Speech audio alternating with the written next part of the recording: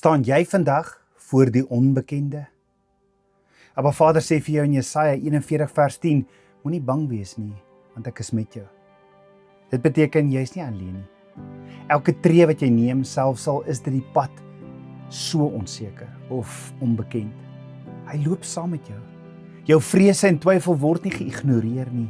Hy sien jou en hy dra jou. Abba jou. Hy sê vandag vir jou, moenie angstig wees nie, want ek is jou God. Jy sien, Jotewawwe, die enigste lewende God, is groter as enige probleem, groter as jou onsekerheid. Hy is jou anker en jou beskerming, selfs wanneer alles rondom jou skud. Maar Vader sê verder vandag vir jou, ek sal jou versterk, ek sal jou help, ek sal jou ondersteun met my reddende regterhand van geregtigheid.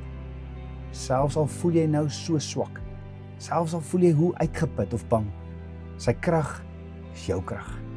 Sy regterhand van geregtigheid beskerm jou, dit rig jou en dit gaan jou lei. Vandag is hierdie jou belofte. Jy kan vertrou en vorentoe stap, selfs al sien jy nie die volgende tree nie. Moenie in vrees leef nie. Maar Vader is by jou. Hy is jou krag, hy is jou beskerming en jou leiding.